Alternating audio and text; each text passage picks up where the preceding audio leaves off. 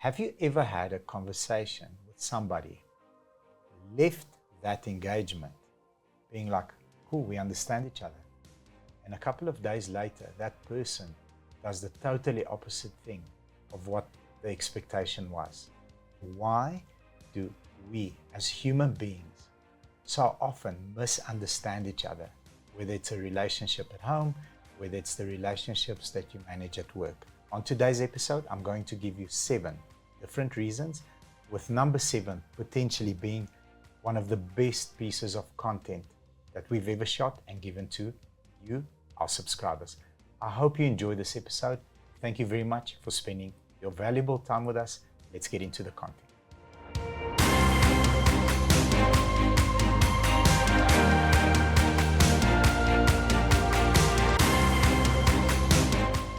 In my opinion, no one will ever become the ultimate expert in the art of communication.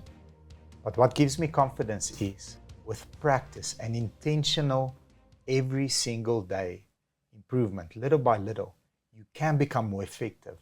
I'm going to share with you the 7 different areas that you should pay attention to, so that once you start getting better in each and every area, you will see how your communication effectiveness rises and how you start getting better results out of your relationships. Number 1 is communicating barriers. So this is not understanding because you've got a heavy accent, you are from a different culture, you've got a barrier that you don't understand the words that are coming out of that person's mouth. The way that you manage that is, if you are even slightly unsure about something, say, could you repeat that? Could you please explain it in more detail, what you are trying to achieve with this conversation? Could you repeat it in a different way? Could you please help me understand it a little bit better? That diminishes that communication barrier. Now, number 2, different perspectives. So even identical twins end up in different areas of their lives. So as you go through life, different experiences, different beliefs, different opportunities, different incidents put you in a space where you are never going to be the same as the next person. So because you have a different perspective to the person across the room, you should be cognizant of that. You need to realize that that person is maybe going to process good news, bad news, ugly news a different way. And you need to give them an opportunity to process it in their way, and then come and revisit that conversation. Just to say, I know you're here, you're a very emotional person, but I'm coming to you with logic. So let's meet in the middle. Number 3, emotional reactions. So a lot of us will react emotionally. Some will just keep quiet and they'll retract. They will stop saying things. They will tend towards, I'm going to be by myself a little bit, let me process. So you need to understand, especially when you're trying to get deep in a relationship with a colleague, with a partner, you need to understand how they process issues, what the reaction is, and then go and revisit whatever it is that you guys spoke about. Now, miscommunication, this is a big one. English is not my first language. So for the longest time, I struggled with words that have 2 meanings. Again, if you feel like this message is miscommunicated, if you are delivering the message to somebody that perhaps isn't a first language English speaking person, you need to make sure that you explain the word that could potentially mean 2 things. Now, English is very tricky when it comes to that.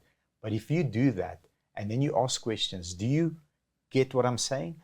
Can I manage the expectation? Is this where we need to meet in the middle?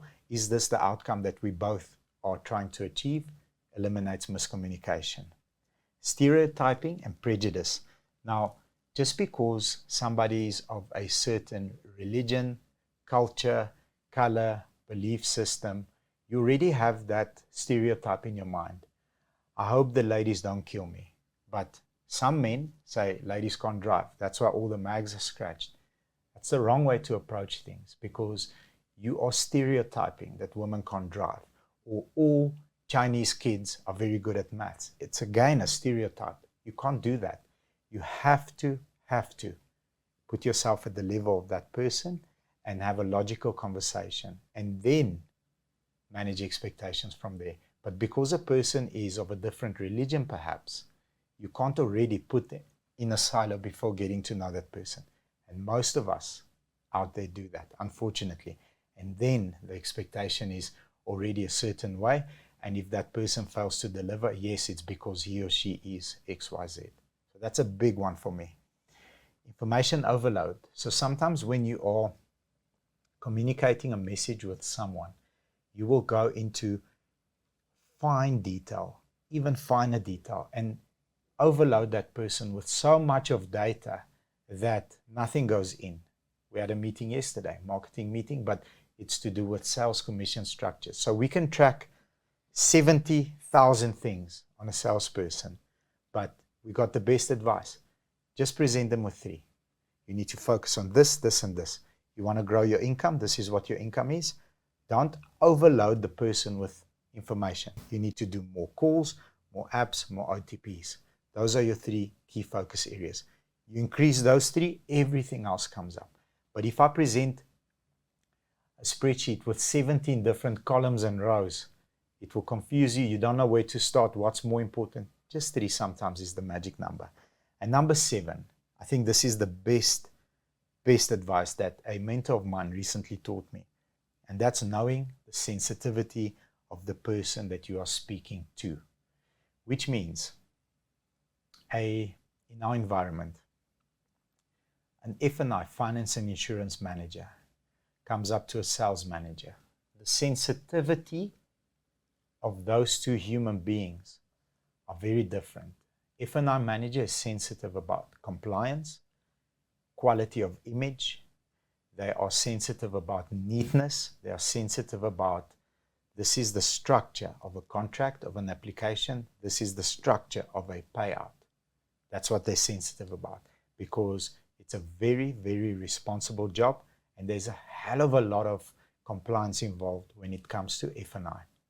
A salesperson's sensitivity is, I need to drive these 3 areas that the management team has taught me: calls, applications, and OTPs. I'm worried about those 3 only. I'm not worried about compliance. So that's why many times there's a fight between those 2 departments. Man and wife, for example. We had a very, very good marriage counselor, and she gave us a tip. A wife is sometimes emotional. She's sensitive about feelings, about time, about attentiveness. A husband is very, sometimes, not all husbands and wives, but sometimes a husband is more towards an analytical part of the relationship. So I need to put in these amount of hours to make X amount of income to run this household. And yes, I do give you the time. But is it, from an emotional point of view, is it attentive time? Or are you on your phone? Are you busy? That's where the 2 worlds collide. And that's why people misunderstand each other. And what ends up happening is relationships deteriorate, and people grow apart from each other because they don't know how to effectively communicate. So keep in mind, next time you speak to somebody, what is that person actually sensitive about? What is important to them? What is important to me? If you know both, you are much, much better at creating a bond and taking it deeper and getting a great result.